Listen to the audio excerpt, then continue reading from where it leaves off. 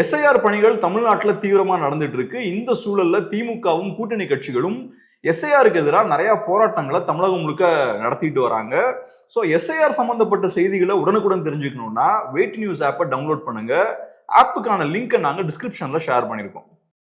தமிழ் தளம் நேயர்களுக்கு வணக்கம். நம்மோடு உரையாட ஊடகவியலாளர் திரு கேப்ரியல் இணைந்திருக்காங்க. வாங்க பேசலாம். வணக்கம். வணக்கம். இது கொஞ்சம் வித்தியாசமான வீடியோ. நிறைய கட்சிகள் குறித்து நம்ம டிஸ்கஸ் பண்ண போறோம். ஏன் அப்படின்னா 26 எலெக்ஷன் நெருங்கிட்டு இருக்கு. ஒவ்வொரு கட்சியினுடைய நடவடிக்கைகள் எப்படி போயிட்டு இருக்கு, மக்கள் ஏன் அவங்களுக்கு வாக்களிக்கணும் அப்படின்ற விஷயங்களா இருக்கு இல்லையா. ஸோ இது பத்தி நம்ம பேசலாம் அப்படின்ற ஒரு ஐடியா.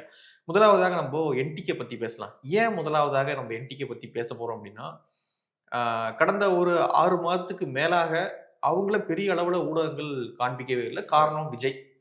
கரூர் சம்பவமா இருக்கட்டும், அதற்கு முன்பு அவருடைய பயணங்களா இருக்கட்டும், இதன் காரணமாக பெரிய அளவுல என்டிகேவை ஊடகங்கள் புறக்கணிச்சிட்டாங்க, திட்டமிட்டு அவாய்ட் பண்ணாங்க அப்படின்றது அவங்களுடைய குற்றச்சாட்டாக இருக்கு. ஸோ அதனால முதலாவதாக, அதாவது யார் அடித்தட்டுல கீழே இருக்காங்களோ அவங்களுக்கு தான் முதல் வாய்ப்பு கிடைக்கணும். அதனால என்டிகேவை பத்தி நம்ம முதல்ல பேசிடலாம்.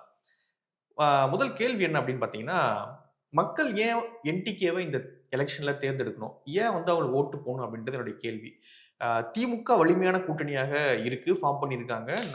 2019 இருந்து அவங்க வந்துகிட்டு இருக்காங்க, வெற்றி கூட்டணியா இருந்துகிட்டு இருக்கு. இன்னொரு பக்கம் ஏடிஎம்கே ஒரு வலிமையான கூட்டணியை ஃபார்ம் பண்ண ட்ரை பண்ணிட்டு இருக்காங்க. பிஜேபி வந்ததன் மூலியமாக ஒரு வலிமையான கூட்டணியை அவங்க ஃபார்ம் பண்ணிடுவாங்க அப்படின்ற ஒரு தோற்றம் மக்களிடையே ஏற்பட்டிருக்கு. இன்னொரு பக்கம் மாற்று, விஜய் வந்திருக்காரு, புது மாற்று, பெரிய மாற்று, சித்தாந்தம் இருக்கு, அது இருக்குன்னு தாண்டி மக்களிடையே ஒரு கவர்ச்சியான ஒரு மாற்றாக விஜய் அவர்கள் இருக்காரு. திமுக சூப்பரான ஆட்சி பண்றாங்க அப்படின்னா மக்கள் திமுக ஓட்டு போட போறாங்க. இல்ல திமுக வேணாம் அப்படின்னு நினைச்சீங்கன்னா திமுகவை வீழ்த்தக்கூடிய அணியாக அதிமுக தான் இருக்கும் அப்படின்னு மக்கள் சூஸ் பண்ணாங்க அப்படின்னா அதிமுக போட போறாங்க. இல்ல 2 திராவிட கட்சிகளும் வேணாம், நம்ம புதுசா ஒண்ணு தேர்ந்தெடுப்போம் அப்படின்னா கவர்ச்சியான மாற்று விஜய் இருக்காரு. இந்த போட்டிக்கு நடுவுல என்டிகே இருக்காங்க. மக்கள் ஏன் என்டிகேவை தேர்ந்தெடுக்கணும், எப்படி தேர்ந்தெடுப்பாங்கன்னு நினைக்கிறீங்க இந்த போட்டிக்கு நடுவுல? அதான், அந்த விஷயத்துக்குள்ள போறதுக்கு முன்னாடி முதல்ல ஆடியன்ஸ் நம்ம ரிமைண்ட் பண்ணிடுவோம். எப்பவும் சொல்ற ஒரே விஷயம்தான், கண்டிப்பா சேனல்ல சப்ஸ்கிரைப் பண்ணுங்க. சொல்ற விஷயத்த திரும்ப திரும்ப சொல்றனால இப்ப நிறைய பேர் பண்றது இல்லை. ஸோ இதை எப்பவும் சொல்ற அந்த ஸ்டாண்டர்டான விஷயம்னு பார்க்காதீங்க. ஏன்னா நமக்கு ஒரு டார்கெட் இருக்கு, நம்ம 1 மில்லியனை ரீச் பண்ணணும். இந்த ரேட்ல போனோம்னா பல ஆண்டுகள் ஆகும். ஸோ அதனால கொஞ்சம் இன்னும் ஸ்ட்ராங்கா சப்போர்ட் பண்ணுங்க, நிறைய பேர்கிட்ட சேனல்ல கொண்டு சேருங்க. ரொம்ப நன்றி. ஸோ நீங்க சொன்னது போல இப்ப என்டிகேவுக்கு பெரிய பப்ளிசிட்டி இல்லை. இந்த ஒரு லாஸ்ட் ஒரு 6 மந்த்ஸா பார்த்தோம்னா என்டிகே பத்தின பேச்சு ரொம்ப கம்மியா இருக்கு. என்டிகேவோட ஸ்ட்ரென்த் என்னன்னா, சீமான் அவர்களுக்கு மீடியாவை ஹேண்டில் பண்ற கெப்பாசிட்டி உண்டு. சில நேரங்கள்ல ஸ்ட்ராங்கான இஷ்யூ எடுத்து கம்ப்ளீட்டா மீடியாவை அவரை சுத்தி சுழல வைக்கக்கூடிய அந்த கெப்பாசிட்டி சீமான் அவர்களுக்கு உண்டு. சீமான் அவர்களா இருக்கலாம், அண்ணாமலை அவர்களா இருக்கலாம், திருமாவளவன் அவர்களா இருக்கலாம், இவங்கெல்லாம் அந்த விஷயத்த பண்ணுவாங்க. அப்படி இருக்கும்போது ஆஃப் லைட் பார்த்தோம்னா ஒரு ஏறக்குறைய ஒரு 6 மாதங்களா என்டிகே பத்தின பேச்சு கொஞ்சம் மீடியால கம்மியா இருக்கு. அதுக்கு ஒரு முக்கியமான காரணம் என்னன்னா, இது அரசியல்ல கூட்டணி சீசன். இது இந்த எலெக்ஷன் கிட்ட வரும்போது கூட்டணிக்குன்னு ஒரு சீசன் இருக்கும். கூட்டணிலாம் ஃபைனலைஸ் ஆனதுக்கு அப்புறம் மாத்தி மாத்தி அடிச்சுக்க ஆரம்பிச்சிருவாங்க. ஸோ இப்ப பார்த்தோம்னா கூட்டணிக்கான சீசன் இது. கூட்டணி பேச்சுவார்த்தைகள் போய்கிட்டு இருக்கு. ஒரு சைட்ல விஜய் அங்க அதிமுகவோட போவாரா, திமுக கூட்டணியில சிக்கல் இருக்கா, பாமகவோட ஸ்டாண்ட் என்ன, தேமுதிக எங்க போவாங்க, இந்த மாதிரியான நிறைய பேச்சுகள் போயிட்டு இருக்கு. ஸோ மற்ற கட்சிகள் பத்தி நிறைய பேசுறாங்க, கூட்டணி சார்ந்து நிறைய பேச்சுக்கள் இங்க போயிட்டு இருக்கு. இங்க என்டிகேவுக்கு ரோலே இல்லை. என்டிகேவை பொறுத்தளவுல அவங்களோட ஸ்டாண்ட்ல ரொம்ப ஸ்ட்ராங்கா இருக்காங்க. நாங்க இவ்வளவு நாளா தனியா கண்டெஸ்ட் பண்ணியிருக்கோம், இனியும் தனியா தான் கண்டெஸ்ட் பண்ணுவோம். நாங்க ஒரு தமிழ் தேசிய கட்சி. ஸோ இங்க தமிழ் தேசிய கட்சிகள் யாரும் இல்லை, திராவிட கட்சிகளும் தேசிய கட்சிகளும் இருக்காங்க. அவங்களோட எங்களுக்கு எந்த உறவும் கிடையாது அப்படின்றதுல ரொம்ப ஸ்ட்ராங்கா இருக்காங்க. ஸோ அந்த வகையில கொள்கை பிடிப்போடு அவங்க செயல்படணும் அப்படின்றதுல ரொம்ப கவனமா இருக்காங்க. அப்படி இருக்கும்போது என்ன ஆகும், இந்த கூட்டணி சீசன்ல அவங்களுக்கு ரோலே இல்லை, அவங்கள பத்தி பேச வேண்டிய தேவையில்லை. அதுபோக நீங்க சொன்ன மாதிரி சிஸ்டமேட்டிக்காவும் என்டிகேவை ஓரங்கட்டக்கூடிய வேலையும் நடந்துட்டு தான் இருக்கு. மீடியால அவங்கள பெருசா ப்ரொஜெக்ட் பண்ணவும் இல்லை. அதை கொஞ்சம் லேட்டா நம்ம பேசுவோம். ஸோ இப்ப பேச்சுக்கள் பெருசா இல்லை. அதுக்கு முக்கியமான காரணம் கூட்டணி அப்படின்ற அந்த பேச்சுக்கள்லாம் வரும்போது என்டிகேவுக்கு ரோல் இல்லை. என்னை பொறுத்தளவுல நீங்க ஒரு கேள்வி கேட்டீங்கல்ல, என்டிகேவுக்கு ஏன் ஓட் போடணும், மாற்று அரசியல் வேணும்ன்றவன் விஜய்க்கு போடலாம், ஒரு ஆப்ஷனா இப்ப உள்ள வர்றாரு. அப்புறம் இன்னொரு குரூப் வந்து டிஎம்கேவுக்கு போடலாம். நல்லா ஆட்சி நடக்குதுன்னா டிஎம்கேக்கு போடலாம். ஆட்சி சரியில்லை, திமுக வீழ்த்துன்னு நினைச்சீங்கன்னா ஏடிஎம்கேக்கு போடலாம். மாற்று வேணும்னா விஜய் அங்க இருக்காரு. இதுல எதுக்கு என்டிகேவுக்கு ஓட் போடணும் அப்படின்ற ஒரு கேள்வி இருக்கு. இப்ப நான் சொன்னது போல எந்த கட்சியோடையும் கூட்டணி வைக்காம இவ்வளவு நாள் இருந்திருக்காங்க. சோ அது காட்டக்கூடிய விஷயம் என்னன்னா, அவங்களுக்கு ஏதோ ஒரு கொள்கை பிடிப்பு இருக்கு. அது கரெக்டு தப்பு அதெல்லாம் தாண்டி ஒரு கொள்கை இருக்கு. அந்த கொள்கையை ஸ்ட்ராங்கா அவங்க பிடிச்சு அவங்க ஒரு ரூட்ல ஸ்ட்ரைட்டா போறாங்க. வேற எந்த கட்சியுமே இத்தனை எலெக்ஷன்ஸை தனியா ஃபேஸ் பண்ணது கிடையாது. ஸோ அதனால அவங்களுக்கு மீடியால இன்னைக்கு கவரேஜ் இல்லைன்னா சொன்னாலும் அதுல அவங்க ஸ்ட்ராங்கா இருக்காங்க. ஸோ நான் என்ன யோசிக்கிறேன்னா அதுவே ஒரு நல்ல ஒரு ரீசன் தான். கொள்கைன்றது ஒரு கட்சிக்கு ரொம்ப அவசியம். இன்னைக்கு அரசியல கூடிய சிக்கல் என்னன்னா, கொள்கை பத்தின புரிதல் யாருக்கும் இல்லை. கொள்கை சித்தாந்தம் பத்தின புரிதல் யாருக்கும் இல்லை. பெருசா அதை மதிக்கிறதும் கிடையாது. இன்னைக்கு அரசியல்வாதிகள் என்ன மாதிரியான ஒரு தாட் ப்ராசஸ மக்களோட மைண்ட்ல புகுத்துறாங்கன்னா, கொள்கையெல்லாம் தேவையே இல்லை. விஜய்லாம் இன்னைக்கு அதை ரொம்ப நெக்ஸ்ட் லெவலுக்கு கொண்டு போயிட்டார். விஜய்னா அவரோட செயல்கள் அந்த மாதிரியான தாக்கத்தை ஏற்படுத்துது. இப்போ அவங்க கட்சிக்காரங்க டிஃபெண்ட் பண்றாங்க. கொள்கை கோட்பாடெல்லாம் ஒன்றும் தேவையில்லைங்க. நீங்க ஓட் போடுங்க, தலைவர் எல்லாம் பார்த்துருவார், அவ்வளவுதான். ஹீரோ தான் வருவாரு, அடிச்சு ஒரு எல்லாத்தையும் மாற்றத்தை கொண்டு வந்துருவார் அப்படின்ற மாதிரி அவங்க பண்றாங்க. ஸோ இந்த மாதிரியான மோசமான ஒரு அரசியல் சூழல் இருக்கும்போது கொள்கை கோட்பாட்டுக்கு ஒரு முக்கியத்துவம் கொடுத்து தமிழ் தேசிய கட்சியோட தான் நாங்கள் கூட்டணி வைப்போம், மற்ற கட்சிகளோட கூட்டணி வைக்க முடியாது, குறிப்பா திராவிட கட்சியோடையும் தேசிய கட்சிகளோடையும் கூட்டணி வைக்க முடியாதுன்னு அந்த ஸ்டாண்ட்ல ஸ்ட்ராங்கா நிக்கிறாங்கல்ல, அதுவே பெரிய ஒரு விஷயம் தான். அதுக்காகவே ஓட் போடலாம். இது ஒரு யூனிக்னஸ் இல்ல, வேற எந்த கட்சியுமே இந்த அளவுக்கு ஸ்ட்ராங்கா இருக்கு. ஸோ இது ஒரு யூனிக்கான ஒரு பாயிண்ட். தனியா நிக்கிறாங்கன்றதுக்காக மக்கள் அவங்களுக்கு ஓட்டு போடுவாங்கன்னு நினைக்கிறீங்க? ஸோ பேசிக்கா அது காட்டக்கூடிய விஷயம் என்னன்னா, இந்த பார்ட்டி மற்ற கரப்ட் பார்ட்டிஸோட எந்த தொடர்புலையும் இல்லைன்றதை காட்டுது. இப்ப ஒரு கம்யூனிஸ்ட் கட்சி இருக்கு. ஒரு கம்யூனிஸ்ட் கட்சி தனியா இருக்கிற வரைக்கும் தான் அந்த கட்சியோட சித்தாந்தத்துக்கும் அந்த கட்சிக்கும் மரியாதை. நீங்க என்னைக்கு உங்க கட்சியை கொண்டு போய் திமுகவுடையோ அதிமுகவுடையோ போய் சேர்க்கிறீங்கன்னா அது காட்டக்கூடிய விஷயம் என்ன, நீங்க ஒரு கம்யூனிஸ்ட் பார்ட்டியாவே இல்லை, உங்க கொள்கை சித்தாந்தம்லாம் உங்களுக்கு ஒண்ணு இல்லைன்றது அது காட்டுது. ஸோ அப்ப மக்கள் உங்களுக்கு ஓட்டு போட வேண்டிய தேவையே இல்லை. அதை நீங்க செய்யும் போது என்ன ஆகும்னா, கொள்கை இப்படி போடக்கூடிய ஆட்கள் இருப்பாங்களோ கட்சியில, அவன்லாம் வெளில போயிடுவான். இன்னைக்கு அதனாலதான் கம்யூனிஸ்டுகள்லாம் பார்த்தீங்கன்னா நிஜமான அக்ரெசிவான இந்த கொள்கை பிடிப்புள்ளவங்க எல்லாம் வெளில போயிட்டாங்க. மீதி உள்ளவங்களுக்கு கம்யூனிஸ்டம் மேல நம்பிக்கையே போயிடுச்சு. கம்யூனிசம்லாம் வேஸ்ட்டுங்க, பாருங்க இவங்க திராவிட கட்சியோட கூட்டணி வைக்கிறாங்க. நேஷனல் லெவல் இன்டர்நேஷனல் லெவலில் பார்த்தீங்கன்னா சைனாவே ஒரு முதலாளித்துவ நாடாயிருச்சு. இன்னைக்கு உலகத்தில் இருக்கக்கூடிய நிறைய பெரிய பில்லினியர்ஸ்லாம் சைனீஸாக இருக்காங்க. யூஎஸ்எஸ்ஆர் கொலாப்ஸே ஆகிப்போச்சு. ஸோ அதனால இந்த மாதிரியான தோல்விகளை பார்க்குறாங்க, வீழ்ச்சிகளை பார்க்குறாங்க. தமிழ்நாட்டிலையும் வீழ்ச்சியை பார்க்குறாங்க, நேஷனல் லெவல்லையும் வீழ்ச்சியை பார்க்குறாங்க, இன்டர்நேஷனல் லெவல்லையும் வீழ்ச்சியை பார்க்குறாங்க. ஸோ அவங்கெல்லாம் கம்யூனிசமே தேவையில்லைன்னு தூக்கி போடுறாங்க. இன்னொரு குரூப்பு இந்த கம்யூனிஸ்ட் பார்ட்டிலாம் சரியில்லை, நம்ம வெளில போயிடலான்னு போயிடுறாங்க. அப்புறம் உள்ள இருக்கவங்க எல்லாம் பார்த்தோம்னா சமரசம் பண்ணக்கூடியவங்க. அவங்க இன்னைக்கு கம்யூனிஸ்ட் பார்ட்டி நீங்க எடுத்துட்டீங்கன்னா திமுக கிட்ட ரொம்ப க்ளோஸா இருக்காங்க. கம்யூனிசமுக்கு அவங்க எந்த அளவுக்கு விசுவாசமா இருக்காங்கன்னு நமக்கு தெரியல. பட் அதை தாண்டி திமுகவுக்கு அவங்க ரொம்ப விசுவாசமா இருக்காங்க. நிறைய கம்யூனிஸ்டுகளா இருக்கலாம், மற்ற கட்சிகள்லயும் அதே மாதிரி தான். ஸோ அந்த மாதிரியான சூழல் இன்னைக்கு ஏற்பட்டிருக்கு. ஸோ அதனால இவங்களோட நீங்க அலையன்ஸ் வைக்கிறீங்கனாலே உங்ககிட்ட ஏதோ பிரச்சனை இருக்குன்னு அர்த்தம். ஏன்னா நீங்க எதுக்கு தனி கட்சியா இருக்கீங்க? உங்க வாதம் என்ன? இந்த கட்சிகள் சரியில்லை, பெரிய திராவிட கட்சிகள் சரியில்லை, தேசிய கட்சிகள் சரியில்லை, அதனாலதானே கம்யூனிசமுக்கான ரோல் வருது, அதனாலதானே விசிகேவுக்கான ரோல் வருது, அதனாலதான் தமிழ் தேசியத்துக்கான ரோலும் வருது. அப்ப முதல்ல அந்த வேலையை கரெக்டா செய்யணும்ல. இந்த நீங்க யார கரப்ட்னு சொல்றீங்களோ, எங்க பிரச்சனை இருக்குன்னு சொல்றீங்களோ அங்க போய் சேரக்கூடாது இல்ல. சோ அதனால தனியா இருக்கிறதே ஒரு பெரிய பாசிட்டிவ் சைன். ஓகே, அதே ஒரு நல்ல ஒரு ரீசன் தான், ஓட்டு போடலாம் அது கூட. ஓகே, தனியா இருக்காங்கன்னு ஓட்டு போடுவாங்க. கொள்கையை பார்த்து இந்த எலெக்ஷன்ல மக்கள் ஓட்டு போட வாய்ப்பு இருக்குன்னு நினைக்கிறீங்களா? தமிழ் தேசியம் அப்படின்ற கொள்கையை பார்த்து மக்கள் இந்த எலெக்ஷன்ல என்டிகேவை ஆதரிப்பாங்களா? அதுக்கு வாய்ப்பு இருக்குமா? கொள்கை கோட்பாடுன்றது பாத்தீங்கன்னா அது வந்து எல்லாருக்கும் போய் சேர்ற விஷயம் கிடையாது. அப்ப விஜய் சொல்றது கரெக்ட் தான்.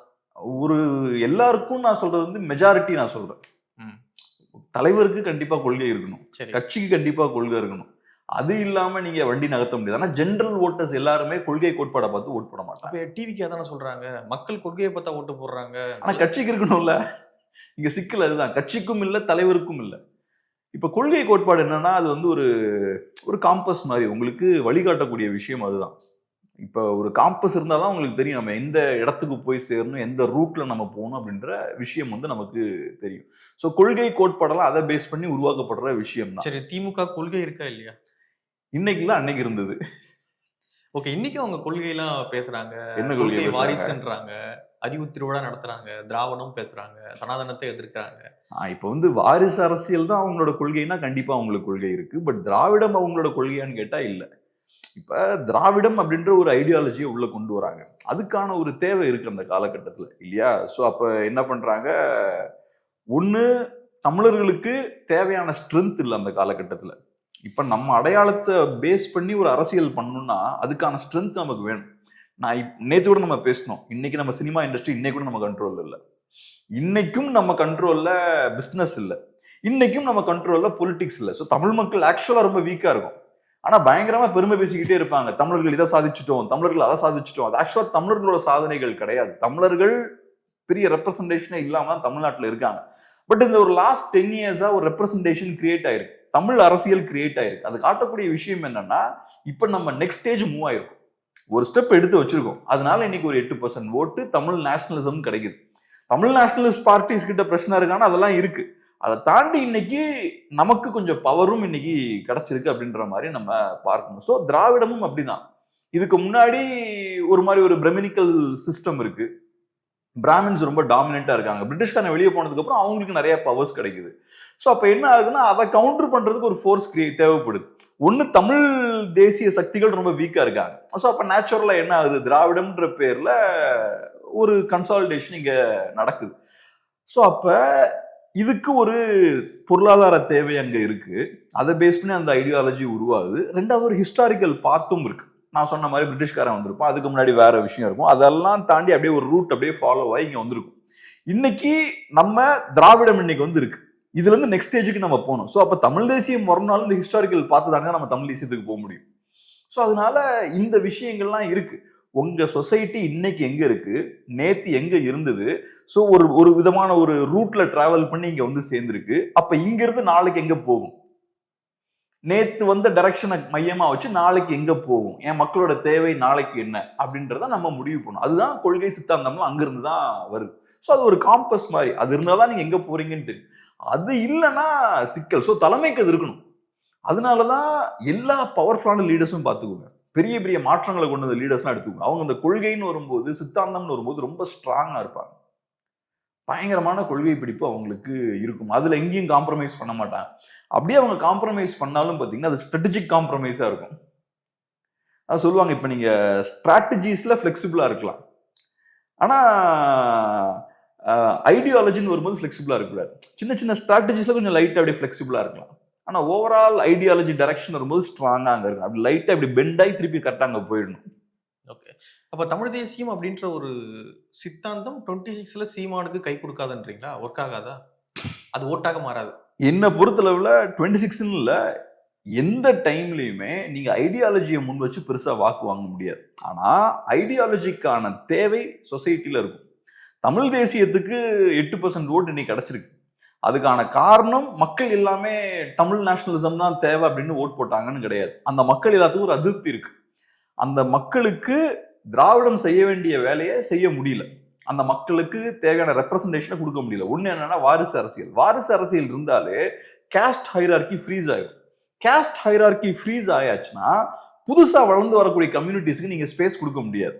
அப்ப புதுசா வளர்ந்து வரக்கூடிய கம்யூனிட்டி என்ன பண்ணுவான், புதுசா வேற ஒரு பொலிட்டிக்கல் ஃபோர்ஸை நோக்கி அவன் போக ஆரம்பிப்பான். ஸோ அப்ப என்ன இருக்கு, பிஜேபினாலையும் பெருசா அகாமடேட் பண்ண முடியல. ஏன்னா ஏற்கனவே 60ஸ்லயே பிஜேபின்னு நேஷனல் பார்ட்டிஸால இங்க இருக்கக்கூடிய ஆட்கள் அகாமடேட் பண்ண முடியல. அதனாலதான் திராவிடம்ன்ற அந்த கான்செப்ட் வருது, திராவிட கட்சிகள் வராங்க. ஸோ இப்ப திராவிட கட்சிகளால செய்ய முடியாததை பாஜகவாலையும் காங்கிரஸாலையும் பண்ண முடியாது. ஸோ அப்ப புதுசா வேற என்ன பண்ண முடியும், அப்ப தமிழர்களை மையமா வச்சிருக்கக்கூடிய ஒரு அரசியலை நோக்கி தான் அவங்க போகணும். ஸோ மக்கள் அதை நோக்கி போறாங்கன்னா தேவையின் அடிப்படையில போறாங்க. நம்ம தான் ஐடியாலஜி அதுன்னு பேசிட்டு இருப்போம். அது வந்து ஐடியாலஜி பத்தி பேசுறது இந்த விஷயங்கள்லாம் வந்து அது ஒரு என்ன சொல்றது, ஒரு கொஞ்சம் அறிவு சார்ந்த டிஸ்கஷன் இருக்கக்கூடிய ஏரியாஸ். சின்ன குரூப் தான். ஆனா லீடர்ஷிப்புக்கு ஐடியாலஜி சார்ந்த பார்வை டெஃபினட்டா இருக்கணும். அதே மாதிரி கட்சி தொண்டர்கள் கோர் மெம்பர்ஸ் இருப்பாங்கல்ல, அவங்களுக்கும் ஐடியாலஜி சார்ந்த பார்வை இருக்கும். ஜென்ரலான பப்ளிக்கு ஓவராலா இருக்கும் அந்த மாதிரி. இப்ப திராவிட ஆதரவாளர்கள் எடுத்துக்கோங்களேன், சாதாரண மக்கள் பெரியார் நல்லவர், திராவிடம் சித்தாந்தம் ரொம்ப அவசியம், இப்படி ஜென்ரலா பேசுவாங்க. அதை தாண்டி ரொம்ப டீப்பா அவங்களுக்கு போக முடியாது. பப்ளிக் அப்படி இருக்கலாம். ஆனா லீடர்ஷிப்பும் செகண்டரி லெவல் லீடர்ஸுக்கும் கட்சியில் கூடிய முக்கியமான கோர் தொண்டர்கள் இருப்பாங்கல்ல, அவங்களுக்கு ஐடியாலஜி சார்ந்த பார்வை இருக்கணும். கட்சி தலைமை ஐடியாலஜி லைட்டா டைவர்ட் ஆகி போறாங்கன்னா கீழே இருந்து ப்ரெஷர் போடணும். அது ரொம்ப அவசியமான ஒரு விஷயம். ஸோ அதனால ஐடியாலஜி ரொம்ப முக்கியம். ஐடியாலஜிலாம் நீங்க கரை போய் சேர முடியாது. அந்த வகையில இன்னைக்கு தமிழ்நாட்டில் வேற எந்த கட்சிக்குமே ஐடியாலஜி இல்லை. அப்புறம் 26 பத்தி நீங்க கேட்டீங்கல்ல, நான் இன்னொன்னு சொல்றேன். 26 என்டிகேவுக்கு டஃபா இருக்கும். 26 ஈஸியான எலெக்ஷன் கிடையாது. இதுக்கு முன்னாடி ஃபேஸ் பண்ண எலெக்ஷன்ஸை விடலாம் 26 டஃபா இருக்க போகுது. என்டிகேவுக்கு டஃபா இருக்க போகுது. அது காரணம் என்னன்னா, ஒண்ணு நீங்க சொன்ன மாதிரி மீடியால கம்ப்ளீட்டா பாய்காட் பண்றாங்க. ரெண்டாவது விஜய்ன்ற புது ஃபோர்ஸ் வராரு. அவரு வராருன்னா யங்ஸ்டர்ஸ் நிறைய பேர் அந்த சைடு போவாங்க. அப்புறம் இன்னொரு சைட்ல அதிமுக ஃபுல் அக்ரஷன்ல ஒர்க் பண்றாங்க. திமுகவை பொறுத்தளவுல திமுக இதுக்கு முன்னாடி இருந்ததை விட இப்ப இன்னும் பவர்ஃபுல்லா இருப்பாங்க. ஏன்னா அவங்க கிட்ட அதிகாரம் இருக்கு. அது தாண்டி பெருசா அப்போசிஷனும் இல்லை. ஸோ எல்லாத்தையும் அவங்களால கண்ட்ரோல் பண்ண முடியும். முக்கியமா விஜய் ஃபேக்டர். ஸோ இவ்வளவு ஃபேக்டர்ஸ் வந்து இங்க பிளே ஆகுது. ஸோ அதனால இந்த சூழல் இருக்கும்போது திமுக எதிர்ப்பு வாக்குகளை ஃபோக்கஸ் பண்றதுக்கு நிறைய கட்சி இருக்காங்க டார்கெட் பண்றதுக்கு. விஜயும் திமுக எதிர்ப்பு வாக்குல தான் டார்கெட் பண்றாரு. அதிமுகவும் திமுக எதிர்ப்பு வாக்குல தான் டார்கெட் பண்றாரு. பாஜகவும் அதே தான், என்டிகேவும் அதே தான் பண்றாங்க. அப்கோர்ஸ் பாஜக ஏடிஎம்கே அலையன்ஸ்ல இருக்காங்க. பட் இருந்தாலும் 3 ஸ்ட்ராங்கான ஃபோர்ஸஸ் பாஜக எதிர்ப்பு வாக்குகளை டார்கெட் பண்றாங்க. அப்படி பண்ணும்போது என்ன ஆகும்? பாஜக எதிர்ப்பு வாக்குகள் உடையும் ஒண்ணு. ரெண்டாவது அதை வாங்குறதுக்கும் நிறைய போட்டி இருக்கு. ஸோ நேத்து இல்லாத புது பிளேயர் ஒருத்தன் உள்ள வந்திருக்கான் இன்னைக்கு. ஸோ அப்போ அவனையும் மீறி நீங்க பாஜக எதிர்ப்பு வாக்குகளை வாங்க வேண்டியிருக்கும். திமுக எதிர்ப்பு வாக்குகளை வாங்க வேண்டியிருக்கும். திமுகவை எதிர்க்கக்கூடிய சில பேர் விஜய் நல்ல ஒரு ஆல்டர்னேட்டிவா இருக்காருன்னு யோசிக்கிறதுக்கும் வாய்ப்பு இருக்கு. ஸோ அதனால இப்ப போட்டி இந்த எலெக்ஷன்ல அதிகம். அதனால நான் என்ன சொல்லுவேன்னா, எப்பவுமே பிசினஸ்லயும் சரி, அரசியலையும் சரி, எதுல வேணாலும் சரி, போட்டி அதிகமா இருக்கும்போது உங்களோட மார்க்கெட்டை தக்க வச்சுக்கிறதே பெரிய விஷயம் தான். இப்ப சில நேரங்கள்ல பாத்தீங்கன்னா அந்த .com பபிள் பர்ஸ்ட்லாம் நடந்தது. நான் பேசியிருக்கோம் 2000ல. அப்ப படால்னு எல்லா கம்பெனியும் கொலாப்ஸ் ஆகுது. அப்ப என்ன ஆகுது? ஓவராலா மார்க்கெட்டே ஷ்ரிங்க் ஆகுது. மார்க்கெட்டே ஷ்ரிங்க் ஆகும்போது நீங்க குரோத்தை காட்டணும்னு அவசியம் இல்லை. இருக்கிற கெப்பாசிட்டி அப்படி தக்க வச்சுக்கிட்டீங்கனாலே போதும். அமேசான்லாம் அந்த விஷயம் பண்ணாங்க. அந்த காலத்துல அமேசான் பார்த்தோம்னா அந்த பெரிய வீழ்ச்சி வரும்போது அவங்களும் வீழ்ச்சி ஃபேஸ் பண்ணாங்க. பட் பெருசா மற்ற கம்பெனிஸ் மாதிரி ஃபேஸ் பண்ணல. ஓரளவுக்கு அவங்களோட கிரவுண்டை ஹோல்ட் பண்ணாங்க. என்டிகேவும் இன்னைக்கு அதை தான் பண்ணும். என்டிகேவை பொறுத்தளவுல ஒரு 8 to 10% வாங்குறாங்கன்னா இந்த எலெக்ஷன்ல அது பெரிய விஷயம். ஏன் இது பெரிய விஷயம் சொல்றேன்னா, ஓவராலா நிறைய பிளேயர்ஸ் உள்ள இருக்காங்க, நிறைய போட்டி இருக்கு. ஸோ அதுல 10ன்றது நல்ல நம்பர். ஆனா இதுல முக்கியமான விஷயம் என்னன்னா, இந்த எலெக்ஷன்ல 8க்கு கீழே போகாம 8+ வாங்கிட்டாங்கன்னா 31ல என்டிகேவுக்கு கிளீனா இருக்கும் ரோடு. அவங்க 31ல ஸ்கோர் பண்றதுக்கான ஸ்பேஸ் அவங்களுக்கு இருக்கும். பட் இந்த எலெக்ஷன்ல அவங்க நிறைய லூஸ் பண்றாங்கன்னு வச்சுப்போம், ஓட்ஸ் கம்மியாகுதுன்னு வச்சுப்போம். அது சிக்கல். மக்களுக்கு அந்த கட்சி மேல ஒரு கான்பிடன்ஸ் கம்மியாகும். பட் ஓரளவுக்கு ஹோல்ட் பண்ணிட்டாங்கன்னா 31 வந்து என்டிகேவுக்கு பெரிய ஒரு அட்வான்டேஜ் இருக்கும். ஏன்னா 31 வரும்போது ஒண்ணு விஜய் இருக்க மாட்டார். விஜய் ஒரு டம்மி தான். டிவிகேன்றது ஒன்னும் ஃபோர்ஸ்லாம் கிடையாது. சும்மா இந்த எலெக்ஷனுக்கான ஸ்டண்ட் தான் அது. எப்படி எம்என்எம் வச்சு 2 எலெக்ஷன் ஓட்டினாங்களோ அதே மாதிரி 26க்கும் 29க்கும் டிவிக்கு இருக்கும். அதுக்கப்புறம் டிவிக்கே இருக்காது. ரெண்டாவது இன்னொரு முக்கியமான விஷயம் என்னன்னா, அதிமுக இந்த எலெக்ஷன்ல தோக்குறாங்கன்னா கம்ப்ளீட்டா மக்களுக்கு அதிமுக மேல கூடிய நம்பிக்கை போயிடும். கட்சிக்காரங்களே போயிரும்ல, 100% போயிடும். ஹோல்ட் பண்ண முடியாது, கட்சியை முடியாது. அதிமுகனால 2 தோல்விகளை ஃபேஸ் பண்ண முடியாது. இன்னைக்கே நிறைய பேர் ஏன் என்டிகேவுக்கும் பாஜகவுக்கும் டிவிகேவுக்கும் ஓட் போடுறாங்கன்னா, டிவிகேவுக்கு ஓட் போட போறாங்க அப்படின்னா, அது ஏடிஎம்கே மேல இல்லாத, ஏடிஎம்கே மேல நம்பிக்கை இல்லைன்றதான் காட்டுது. திமுகவை வீழ்த்தக்கூடிய வேலையை ஏடிஎம்கேவால எஃபெக்டிவா பண்ண முடியல, திமுகவை ஏடிஎம்கேவால எஃபெக்டிவா கவுண்டர் பண்ண முடியல அப்படின்ற ஒரு பார்வை இருக்கிறனாலதான் சீமானை நோக்கியும் அண்ணாமலையை நோக்கியும் விஜயை நோக்கியும் மக்கள் போறாங்க. ஸோ அதனால நாளைக்கு தொடர்ந்து 2 தடவை ஏடிஎம்கே தோக்குறாங்கன்னா மக்களுக்கு ஏடிஎம்கே மேல கான்பிடன்ஸ் இருக்காது. அந்த மாதிரியான சூழல் ஏற்பட்டுச்சுன்னா பெரிய ஒரு ஸ்பேஸ் கிரியேட் ஆகும். ஸோ இப்பவே ஏடிஎம்கே கொஞ்சம் வீக்கானா யாருக்கு ப்ராஃபிட் இருக்கு? பாஜகவுக்கு ப்ராஃபிட் இருக்கு, என்டிகேவுக்கு ப்ராஃபிட் இருக்கு, ஃபியூச்சர்ல டிவிகேவுக்கும் ப்ராஃபிட் இருக்கும். அப்படி இருக்கும்போது நாளைக்கு மக்களுக்கு ஏடிஎம்கே கட்சிக்காரங்களுக்கு ஏடிஎம்கே மேல நம்பிக்கை போச்சுன்னா பெரிய ஒரு ஸ்பேஸ் கிரியேட் ஆகும், பெரிய ஒரு ஆல்டர்னேட் ஸ்பேஸ் கிரியேட் ஆகும். அந்த ஸ்பேஸ் கிரியேட் பண்ணும்போது டிவிக்கு கிரவுண்ட்ல இருக்க மாட்டாங்க. பாஜகனால பெருசா அந்த ஸ்பேஸை யூஸ் பண்ண முடியாது. ஏன்னா பாஜக நான் சொன்ன மாதிரி தமிழ்நாட்டுக்கான கட்சி கிடையாது. பாஜக நார்த் இந்தியால இருந்து உருவான கட்சி, அந்த மக்களோட தேவைக்காக உருவாக்கப்பட்ட ஒரு கட்சி. பிரத்யேகமா தமிழ்நாட்டு மக்களோட தேவைக்கான உருவாக்கப்பட்ட கட்சி கிடையாது. ஸோ அதனால அந்த மாதிரியான ஒரு சூழல் ஏற்படும் போது, ஒரு பொலிட்டிக்கல் வேக்யூம் கிரியேட் ஆகும்போது என்டிகேவுக்கு அங்க பெரிய ஸ்பேஸ் இருக்கும். அடுத்த கேள்விக்குள்ள போறதுக்கு முன்னாடி, இப்ப தமிழ்நாட்டுல எஸ்ஐஆர் பணிகள் ரொம்ப தீவிரமா நடந்துட்டு இருக்கு. இப்படிப்பட்ட ஒரு சூழல்ல திமுகவும் கூட்டணி கட்சிகளும் நிறைய பகுதிகளில் தமிழ்நாட்டுல போராட்டங்கள் நடத்திட்டு வராங்க. ஸோ எஸ்ஐஆர் சம்பந்தப்பட்ட நியூஸை உடனுக்குடன் தெரிஞ்சுக்கணும்னா வெயிட் நியூஸ் ஆப்பை டவுன்லோட் பண்ணுங்க. ஆப்புக்கான லிங்கை நாங்க டிஸ்கிரிப்ஷன்ல ஷேர் பண்ணிருக்கோம். ஒரு பக்கம் பாத்தீங்கன்னா அதிமுக தோல்வியை சந்திக்கும் பொழுது மக்கள் நம்பிக்கை எழுந்துருவாங்க அதிமுக மேல. ஒண்ணு. இரண்டாவது தடவை திமுக ஆட்சிக்கு வரும்பொழுது ஆன்டி இன்கம்பன்சியும் ரொம்ப 100% அதிகமாக இருக்கும். இது ரெண்டும் சேர்ந்து ஒரு பக்கம் ஒரு கட்சி வீக் ஆகுது, இன்னொரு கட்சி மீது மக்கள் அதிருப்தியில இருக்காங்க. இது ரெண்டும் சேரும்பொழுது அது இன்னொரு கட்சிக்கு பாசிட்டிவா மாறும்ல. அது 31ல ஒரு புது ஃபோர்ஸ் வந்துடும், புது அரசியல் சக்தி டெஃபினட்டா உருவாகும். நான் எப்படி பாக்குறேன்னா, ஃபர்ஸ்ட் டைம் டிஎம்கே ஜெயிக்கிறாங்க, அதுக்கப்புறம் செகண்ட் டைமும் ஜெயிக்கிறாங்க. திமுக 2 தடவை கன்யூஸா ஜெயிக்கும் போது மக்களுக்கு பெரிய கடுப்பாகுது. ஸோ மக்களுக்கு பின்னுக்கு போக முடியாது. காங்கிரஸ் தூக்கி போட்டு தான் நம்ம திமுக கிட்ட போறோம், திரும்பவும் காங்கிரஸ் கிட்ட போக முடியாது. அப்ப ஃப்ரண்ட்ல தான் போகணும். அப்ப புதுசா என்ன பண்ணலாம்? அதிமுக புது கட்சியை உருவாக்கிடலாம். எம்ஜிஆர் உருவாக்கின கட்சின்றதை விட மக்களுக்கு அது தேவை இருந்தது.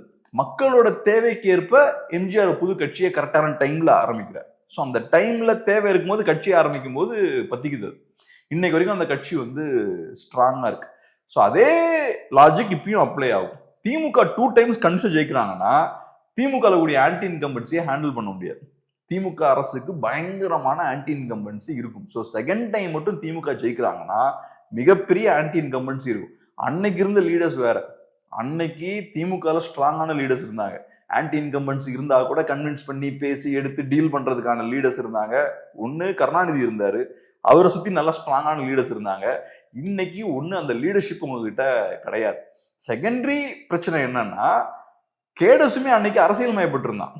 ஓரளவுக்கு மக்கள்கிட்ட எல்லாம் போய் எடுத்து பேசிடுவான். இன்னைக்கு வெறுமனே மணி டிரிவன் தான். இன்னைக்கு நிறைய பிரச்சனை பண்ணுவாங்க கிரவுண்ட்ல.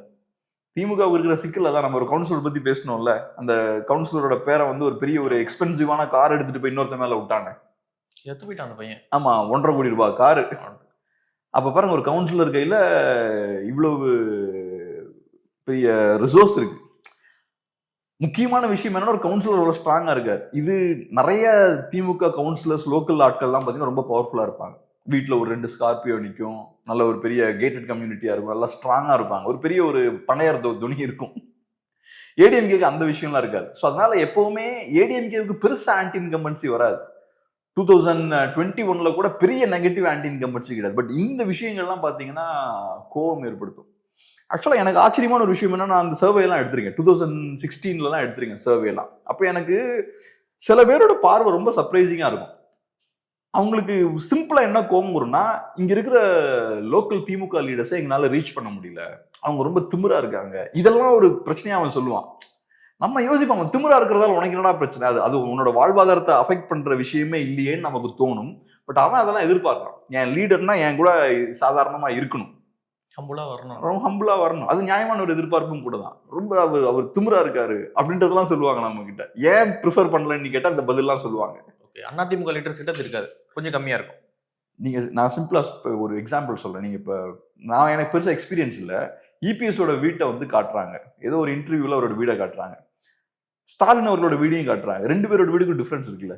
இவரோட வீடு பாக்குறதுக்கு ஒரு பழைய ஒரு வீடு, ஒரு ட்ரெடிஷ்னலான ஒரு வீடு, பெரிய பணபலத்தை காட்டுற ஒரு வீடா இல்ல. இதை நீங்க டாப் டு பாட்டம் பார்க்கலாம், எல்லா இடத்துலயுமே பார்க்கலாம், கவுன்சிலர்ட்டையும் நீங்க பார்க்கலாம்.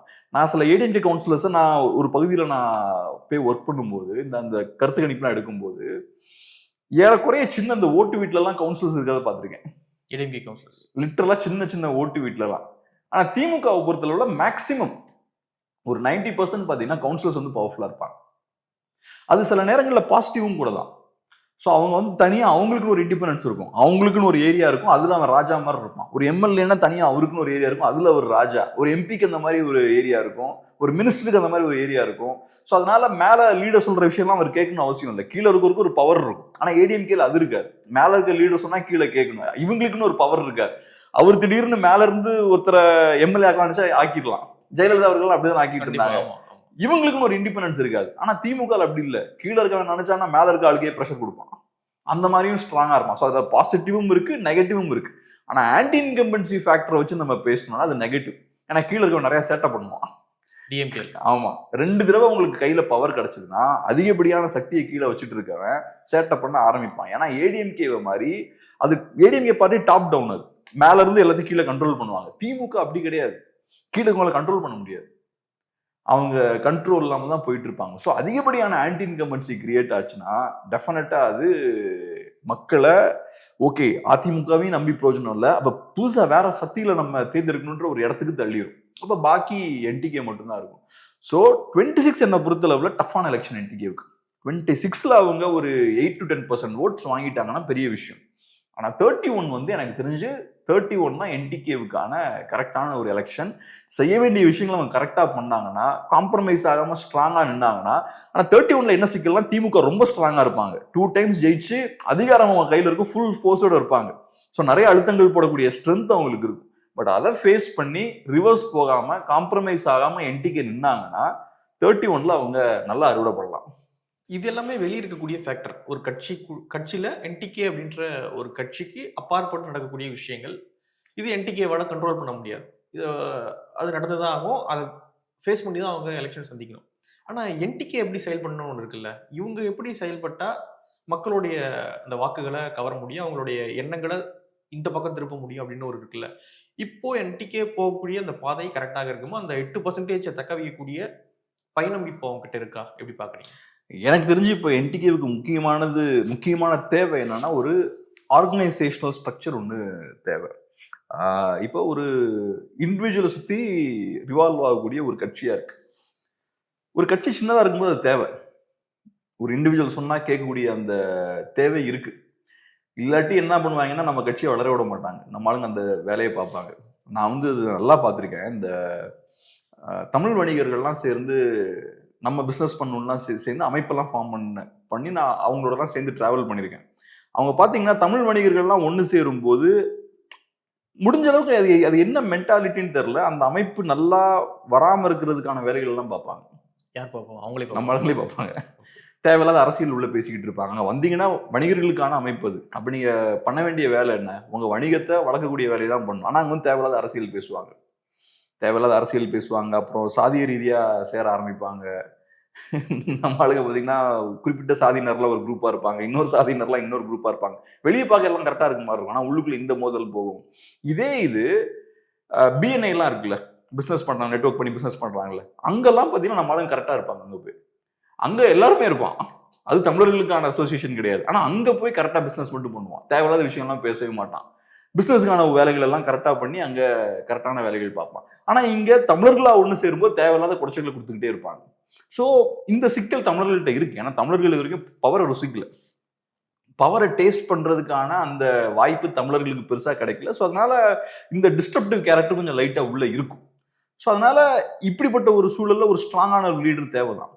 ஒரு இண்டிவிஜுவல் லீடர் இருக்கும்போது தான் இந்த மாதிரி விஷயங்கள்லாம் தாண்டி எல்லாத்தையும் ஓரளவுக்கு ஒன்று சேர்க்க முடியும். நீங்க எல்லாத்தையும் விட்டு பாருங்களேன், ஒருத்தர் ஒரு கான்செப்ட் சொல்லுவான், சாதி அடிப்படையில் தான் எல்லாம் நடக்கும்னு ஒருத்தன் சொல்லுவான், இன்னொருத்தர் வேற ஒரு விஷயத்த சொல்லுவான், ஒவ்வொருத்தனுக்கும் ஏகப்பட்ட விஷயம் சொல்லுவாங்க. இந்த காலா படத்துல நினைக்கிறேன், காலா இல்ல அதுக்கு முன்னாடி ஒரு படம் வந்தது இல்ல, ரஜினியோட படம் ஒண்ணு, கபாலி.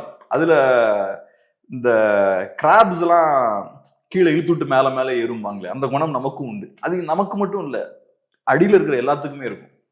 நம்மளும் மேலே ஏற மாட்டோம், மற்றவனையும் மேலே ஏற விட மாட்டோம், அந்த வேலை இருக்கும்.